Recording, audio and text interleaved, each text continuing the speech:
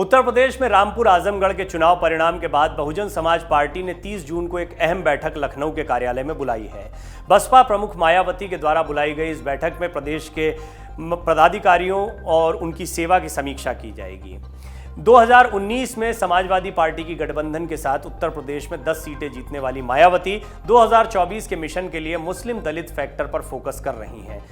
जैसा कि सभी को पता है, उत्तर प्रदेश की राजनीति में जातीय समीकरण हर बार के चुनाव में देखने को मिलता है। सोशल इंजीनियरिंग इसको कही जाती है। समाजवादी पार्टी ने भी ये सोशल इंजीनियरिंग की, मुस्लिम यादव मतदाताओं को साथ में लेकर आए। तो वहीं बहुजन समाज पार्टी की सोशल इंजीनियरिंग बहुत मजबूत मानी जाती है। दलित मतदाताओं के साथ में उन्होंने बहुसंख्यक समाज को, साथ ही साथ में और कई लोगों को जोड़ा और इसमें मुस्लिम मतदाताओं को वो अब बहुत महत्वपूर्ण मान रही हैं। लिहाजा मायावती की नज़र इस पर है कि वो दलित मुस्लिम समीकरण को बनाए। जिस तरह से आजमगढ़ में गुड्डू जमाली ने अच्छा प्रदर्शन किया है, वो चाहती हैं कि इसी तरह से बीएसपी पूरे उत्तर प्रदेश में अच्छा प्रदर्शन कर पाए। उत्तर प्रदेश में आजमगढ़ रामपुर चुनाव में जिस तरीके से जातीय फैक्टर का असर देखने को मिला, वो जातीय फैक्टर उन्हें और एनकरेज कर रहा है कि वो इसी बात को आगे बढ़ाएं। जातीय फैक्टर का बिखराव होने की वजह से समाजवादी पार्टी का गढ़ माने जाने वाले आजमगढ़ रामपुर लोकसभा दोनों ही सीटें समाजवादी पार्टी को गंवानी पड़ी हैं। बहुजन समाज पार्टी 2019 के चुनाव के परिणाम और वोट प्रतिशत के साथ 2024 की तैयारियों में लोकसभा उपचुनाव के बाद जुट गई हैं। 2022 के चुनाव में जिस तरीके से सतीश चंद्र मिश्रा के नेतृत्व में प्रदेश के सभी मंडलों में 22 से ज्यादा प्रबुद्ध सम्मेलन किए गए थे, 2022 के विधानसभा चुनाव के परिणाम के बाद बहुजन समाज पार्टी में प्रमुख मायावती ने प्रभुजी सम्मेलन की समीक्षा रिपोर्ट को नकार दिया।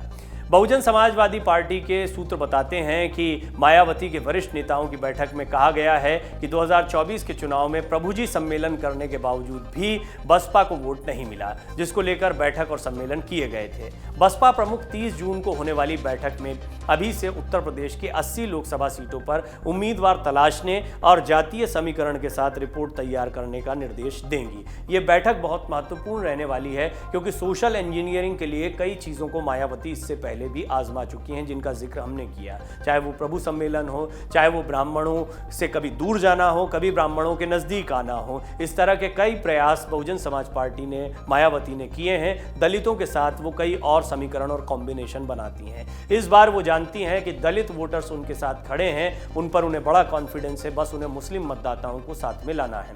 बसपा के द्वारा उम्मीदवारों की खोज के लिए नए पदाधिकारियों की नियुक्ति भी जून की इस बैठक में की जाएगी।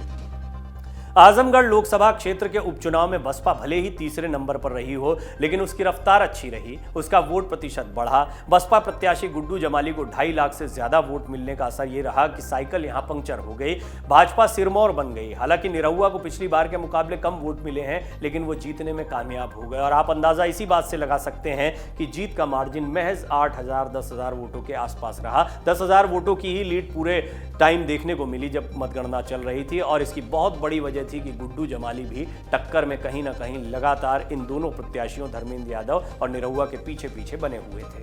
2019 के लोकसभा चुनाव में समाजवादी पार्टी और बहुजन समाज पार्टी मिलकर चुनाव लड़े थे। ऐसे में आजमगढ़ में सपा मुखिया अखिलेश यादव 2.5 लाख से ज्यादा वोटों से चुनाव जीते थे। इससे पहले 2014 के चुनाव में बसपा से शाह आलम गुड्डू जमाली ही आजमगढ़ से चुनाव लड़ते। उन्हें कुल मतों का 27% उस वक्त भी मिला था। इस बार उपचुनाव में बसपा ने फिर से उन्हीं पर दांव लगाया। उनका प्रदर्शन भी ठीक रहा और इस बार उन्हें 29% वोट मिले। कुल 2,66,210 वोट पाकर उन्होंने समाजवादी पार्टी की हार की पटकथा लिख दी। इस चुनाव के बाद यह माना जा रहा है कि बसपा भले ही विधानसभा चुनाव में बुरी तरह से पस्त हो गई हो, पर लोकसभा चुनाव में उसका वोट प्रतिशत अभी कम नहीं हुआ है और इस बैठक में मायावती बड़े निर्णय ले सकती हैं, जिनसे यह तय हो जाएगा कि आने वाले समय में किस तरीके से आजमगढ़ के ये नतीजे बसपा की पूरी राजनीति को प्रभावित करेंगे और सोशल इंजीनियरिंग को आगे बढ़ाते हुए किस तरह से मायावती मुस्लिम और दलित समाज को साथ में लाने की कोशिशें करेंगी। डाउनलोड करें अमर उजाला ऐप और पाएं खबरें लगातार।